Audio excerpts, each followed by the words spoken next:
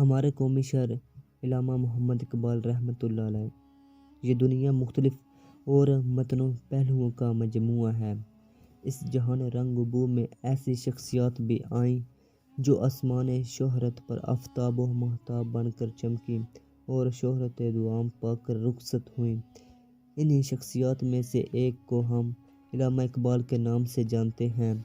حکیم الامت علامہ اقبال نے اپنی شاعری اور ایمان افروز پیغامات سے مسلمانان ہند کو بالخصوص اور مسلمانان عالم کو بالعموم خواب غفلت سے جگا کر تصور پاکستان پیش کیا۔ تخلیق ارض پاک دراصل انہی کی فکری کاوشوں کا نتیجہ ہے۔ علامہ اقبال 9 نومبر 1877 کو شہر سیالکوٹ میں پیدا ہوئے۔ آپ کے والد بزرگوار شیخ نور محمد نہایت متقی اور پرہیزگار انسان تھے۔ آپ کی والدہ اماں بی بی بھی بہت پرہیزگار تھیں۔ آپ کی ابتدائی تربیت ایک دینی مدرسے سے ہوئی، جس کے بعد آپ سیالکوٹ کے مشن ہائی اسکول میں داخل ہو گئے، جہاں آپ کو سید میر حسن جیسے فاضل اور مشفق استاد ملے۔ انہوں نے آپ کی دینی تربیت کی اور آپ میں مذہبی ذوق پیدا کیا۔ آپ رحمۃ اللہ علیہ نے میٹرک کا امتحان مشن ہائی اسکول سے پاس کیا اور پھر مرے کالج سیالکوٹ میں داخل ہو گئے، جہاں آپ نے ایف اے کا امتحان پاس کیا اور بی اے آپ نے گورنمنٹ کالج لاہور سے کیا اور پنجاب بھر میں اول آئے۔ گورنمنٹ کالج لاہور میں آپ کو پروفیسر آلینڈ جیسے استاد سے استفادہ کرنے کا موقع ملا۔ ایم اے کرنے کے بعد آپ کچھ عرصہ اورینٹل کالج اور پھر گورنمنٹ کالج لاہور میں پروفیسر رہے۔ اس کے بعد اعلیٰ تعلیم کے حصول کے لیے 1905 میں انگلستان روانہ ہو گیا۔ وہاں پر کیمبرج یونیورسٹی سے بارئٹ لاء کی ڈگری حاصل کی اور پھر جرمنی کی میونخ یونیورسٹی سے پی ایچ ڈی کی ڈگری حاصل کی۔ آپ 1908 میں وطن واپس آ گئے۔ علامہ اقبال کو اپنے استاد پروفیسر آلینڈ سے بے پناہ محبت تھی۔ قیام انگلستان کے دوران میں آپ نے پختہ ارادہ کر لیا تھا کہ شعر نہیں کہیں گے، مگر پروفیسر آلینڈ کے کہنے پر آپ نے شعر کہنا جاری رکھا۔ جب آپ کو پروفیسر آلینڈ کے انتقال کی خبر ملی تو بے سخت آپ کی زبان سے یہ الفاظ نکلے: آہ، آج اقبال اپنے ایک عظیم دوست اور مشفق استاد سے محروم ہو گیا۔ علامہ اقبال ابتدا ہی سے بہت سی انفرادی خوبیوں کے مالک تھے۔ ایک مرتبہ مدرسے میں دیر سے پہنچے۔ استاد صاحب نے دیر سے آنے کی وجہ پوچھی تو جواب دیا: اقبال ہمیشہ دیر سے آتا ہے۔ شاگرد کی اس حاضری جوابی پر استاد نے نہ صرف دیر سے آنے کی سزا معاف کر دی بلکہ انعام بھی دیا۔ اسی طرح ایک اور موقع پر سید میر حسن کے فرزند، جس کا نام احسان تھا، کو اپنے کندھوں پر اٹھائے استاد صاحب کے ساتھ کہیں جا رہے تھے۔ بوجھ کی وجہ سے تھک گئے اور کچھ دیر سستانے کو رک گئے۔ استاد نے رک جانے کی وجہ دریافت کی تو بولے: آپ کا احسان مجھ پر بھاری ہے۔ استاد صاحب نے یہ سن کر اپنے بیٹے کو پیدل چلنے کا حکم دیا۔ علامہ اقبال انجمن حمایت اسلام کے صدر رہے اور بڑی خوبی سے اس کے اداروں کو چلاتے رہے۔ علاوہ ازیں آپ پنجاب لیجسلیٹو ایسوسی ایشن کے رکن اور پنجاب مسلم لیگ کے صدر بھی رہے۔ شاعری کی وجہ سے آپ کی شہرت ہندوستان کی سرحدوں کو عبور کر کے سمندر پار تک پہنچ گئی۔ قوم نے آپ کو شاعر مشرق اور ترجمان حقیقت کے خطابات سے نوازا۔ انگریز حکومت نے آپ کو سر کا خطاب دیا اور ریاست بھوپال سے آپ کے لیے 500 روپے ماہوارہ وظیفہ مقرر ہوا۔ آپ کا ایک بڑا کارنامہ نظریہ پاکستان پیش کرنا ہے۔ مسلم لیگ کے سالانہ اجلاس منعقدہ 1930 میں آپ نے فرمایا: ہندوستان ایک ملک نہیں برصغیر ہے، یہاں مختلف مذاہب سے تعلق رکھنے والے اور مختلف زبانیں بولنے والے رہتے ہیں۔ مسلمان اپنا ایک الگ تشخص چاہتے ہیں۔ علامہ اقبال نے مسلمانوں کو اپنا تشخص برقرار رکھنے کے لیے پاکستان بنانے کی تجویز دی۔ ہندوؤں نے اسے مجذوبے کی بڑھ قرار دیا، مگر قائد اعظم نے اس خواب کو حقیقت کا روپ دیا۔ علامہ اقبال نے طالب علمی کے زمانے سے ہی شعر کہنا شروع کر دیے تھے اور لاہور کی ادبی محفلوں میں شامل ہو کر دادے تحسین وصول کرنے لگے۔ ان کی ابتدائی غزل کا یہ شعر بہت چونکا دینے والا تھا۔ موتی سمجھ کے شان کریمی نے چن لیے قطرے جو تھے میرے عرق انفال کے۔ علامہ نے اس دور کے عظیم غزل گو مرزا داغ کی شاگردی اختیار کی اور داغ کے رنگ میں بہت سی غزلیں کہیں۔ بعد میں جب انہیں انجمن حمایت اسلام کی جانب سے قومی اور ملی موضوعات پر نظم کہنے کا موقع ملا تو وہ نظم گوئی کی طرف مائل ہو گیا۔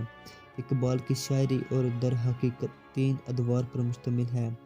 ان کی شاعری کا پہلا دور 1901 سے لے کر 1905 تک کا ہے۔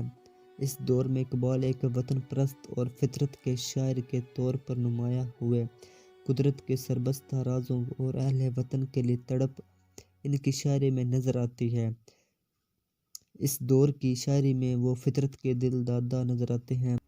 اقبال کی شاعری کا دوسرا دور 1905 سے 1908 کا ہے، جب وہ یورپ میں تعلیم کے لیے موجود تھے۔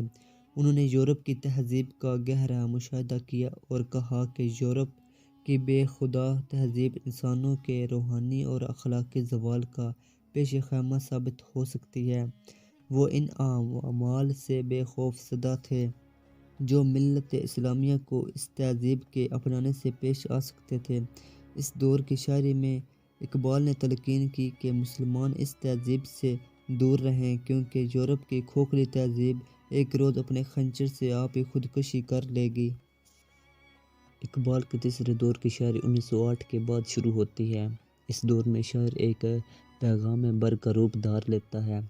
شکوک پر یقین غالب آ جاتا ہے اور شاعری نہیں رہتی بلکہ ساحری بن جاتی ہے۔ تیسرے دور کی شاعری ہی در حقیقت وہ شاعری ہے جس کی بدولت اقبال شاعر مشرق حکیم الامت کا خطاب پاتے ہیں۔ اس دور کی شاعری میں شاعرانہ فکر، دیانہ جوش اور دردمندانہ تڑپ نظر آتی ہے۔ اقبال قادر الکلام شاعر ہیں، انہیں اپنے بیان پر قدرت حاصل ہے۔ انہوں نے شاعری میں تشبیہات، استعارات اور تراکیب کا بہترین استعمال کیا ہے۔ جدت تراکیب کے وہ گویا بادشاہ ہیں، رمز تو ان کے کلام کا خاصہ ہے۔ عشق کچھ محبوب کے مرنے سے مر جاتا نہیں، روح میں غم بن کے رہتا ہے مگر جاتا نہیں۔ غریب و سادہ رنگین ہے داستان حرم، نہایت اس کی حسین اور ابتدا ہے اسماعیل۔ بے خطر کود پڑا آتش نمرود میں عشق، عقل ہے محو تماشائے لب بام ابھی۔ اقبال کی شاعری میں بلا کا سوز و گداز اور رنج و الم موجود ہے، لیکن اس کے باوجود وہ مایوسی اور قنوطیت کی بجائے رجائیت کے علم بردار ہیں۔ ان کے کلام میں کشاکش حیات سے نمبردار آزما ہونے اور مشکلات پر قابو پانے اور غلبہ پا جانے کی تلقین ہے، اور قاری خود کو ان کی شاعری کے اثر میں جگڑا ہوا محسوس کرتا ہے۔ خدائے لم یزل کا دست قدرت تو زباں تو ہے، یقین پیدا کر اے غافل کہ مغلوب گماں تو ہے۔ غلامی میں ناکام آتی ہیں شمشیریں نہ تدبیریں، جو ہو ذوق یقین پیدا تو کٹ جاتی ہے زنجیریں۔ علامہ اقبال نے اپنے منفرد انداز سے غزل جیسی پامال صنف سخن کو آسمان کی بلندیوں پر پہنچا دیا۔ انہوں نے غزل کی یاس آمیزی کو حیات پرور اور حیات آفرین بنایا اور اس کو نرمی و نزاکت کے دائرے سے نکال کر جوش و ولولہ اور توانائی عطا کی۔ ان کے ہاں غزل میں مختلف موضوعات ہیں، عشق و عقل کی معرکہ آرائیاں بھی ہیں اور جنون خرد کی پنجہ آزمائیاں بھی، فلسفہ خودی بھی ہے اور مرد مومن کا تصور بھی۔ وہ مسلمان کو نیل کے ساحل سے لے کر تا بخاکے کا شوگر ایک ہو جانے کا تصور پیش کرتے ہیں اور کہتے ہیں، ایک ہو مسلم حرم کی پاسبانی کے لیے نیل کے ساحل سے لے کر تا بخاک کا شوگر۔ اقبال نے عشق کو عقل پر فوقیت دی ہے۔ انسان کے عشق اور عقل کی پنجہ آزمائی جاری رہتی ہے۔ عقل اسے خطرات سے ڈراتی اور ذلتوں سے سمجھوتہ کرنے پر آمادہ کرتی ہے، جبکہ عشق انسان کو قربانی دینے اور خطرات سے ٹکرانے پر آمادہ کرتا ہے۔ بے خطر کود پڑا آتش نمرود میں عشق، عقل ہے محو تماشا لبے بام ابھی۔ اقبال نے اپنے پیغام کو مؤثر بنانے کے لیے جن علامات کا استعمال کیا ہے ان میں شاہین سر فہرست ہے۔ شاہین پرندوں کی دنیا کا درویش ہے اور اس میں وہ ساری خصوصیات ہیں جو اقبال اپنے مرد مومن میں دیکھنا چاہتے تھے۔ مثلا شاہین آشیانہ نہیں بناتا اور فکر کا عادی ہے، تیز نظر اور بلند پرواز ہے اور غیرت مند ہے، کسی کا چھوڑا ہوا شکار نہیں کھاتا۔ کیا میں نے اس خاکداں سے کنارہ جہاں رزق کا نام ہے آب و دانہ، جھپٹنا پلٹنا پلٹ کر جھپٹنا لہو گرم رکھنے کا ہے ایک بہانہ۔ پرندوں کی دنیا کا درویش ہوں میں کہ شاہین بناتا نہیں آشیانہ۔ علامہ اقبال کی شاعری میں قوم کے لیے تڑپ موجود ہے۔ ہر ایک شعر قوم کی اصلاح کا پیغام دیتا ہے۔ کبھی وہ اسلاف کے کارنامے یاد دلا کر مسلمانوں کا لہو گرماتے ہیں تو کبھی آسمان پر گنبدیں ڈالنے کا کہہ کر ان کو دعوت عمل دیتے ہیں۔ کبھی عقاب اور شاہین کی تمثیل سے انہیں بلند خیالی اور بلند پروازی کا درس دیتے ہیں تو کبھی حضرت اویس کرنی رضی اللہ عنہ کا قصہ چھیڑ کر حب رسول صلی اللہ علیہ وسلم کا درس دیتے ہیں۔ آپ ایک سچے عاشق رسول صلی اللہ علیہ وسلم تھے۔ آپ صلی اللہ علیہ وسلم کے عشق میں اقبال کی آنکھیں ہمیشہ پرنم رہتی تھیں، جیسا کہ فرمایا قوت عشق سے ہر پست کو بلا کر دے، دہر میں اسم محمد صلی اللہ علیہ وسلم سے اجالا کر دے۔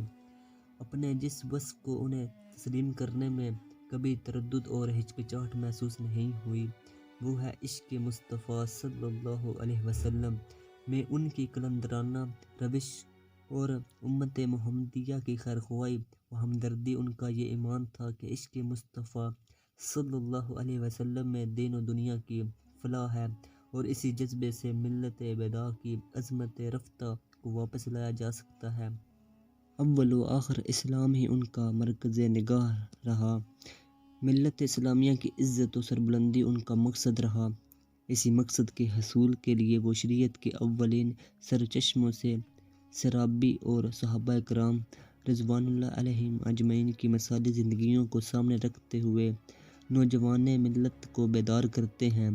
اقبال اپنے فکر و تخیل کی دنیا میں خود کو ہمیشہ قافلہ حجاز سے وابستہ سمجھتے ہیں اور رسول اکرم صلی اللہ علیہ وسلم کی ذات گرامی ان کے قلب اور روح کے لیے سامان راحت بنی رہی اور سفر زندگی میں ہر قدم پر اقبال ذات مصطفیٰ صلی اللہ علیہ وسلم ہی کو اپنا ہادی و رہنما تسلیم کرتے رہے۔ اقبال ہمیشہ اس بات کے آرزو مند رہے کہ وہ ملت اسلامیہ کے بھٹکے ہوئے راہ کو پھر سوئے حرم لے کر چلنے میں کامیاب ہو جائیں۔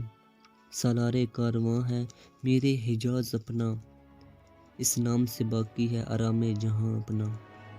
علامہ اقبال نے شاعری میں خودی پر بہت زور دیا ہے۔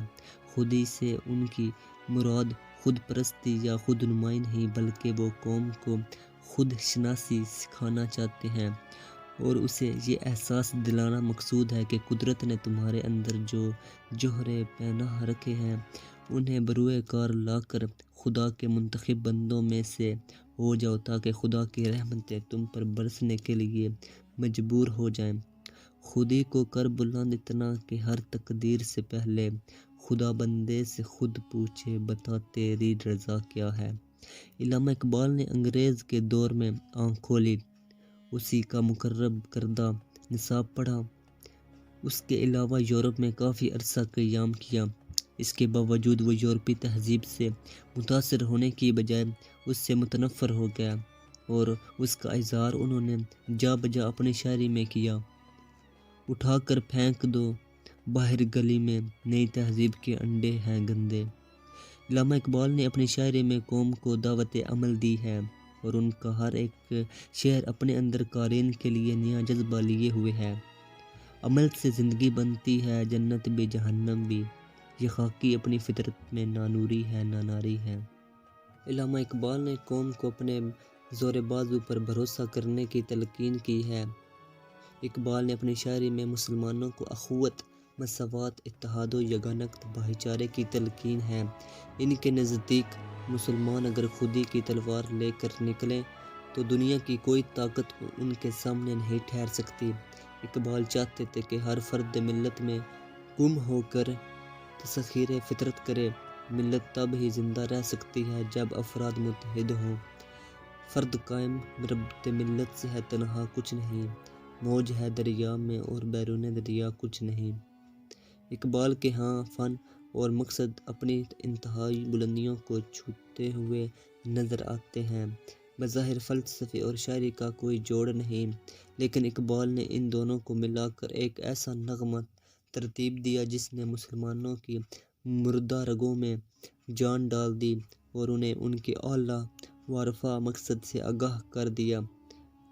پرے ہیں چراغ نیلے فام سے منزل مسلماں کی، ستارے جس کی گرد راہ ہوں وہ کارواں تو ہے۔ اقبال نے بہت سی کتابیں لکھیں جن میں بانگ درا، پیام مشرق، زبور عجم، جاوید نامہ، ضرب الکلیم وغیرہ مشہور ہیں۔ علامہ اقبال 21 اپریل 1938 کو خالق حقیقی سے جا ملے اور بادشاہی مسجد کے سامنے حضوری باغ میں دفن ہوئے۔ آج بھی بہت سے لوگ وہاں فاتح خوانی کے لیے جاتے ہیں اور یوم اقبال کے موقع پر وہاں پھول چڑھائے جاتے ہیں۔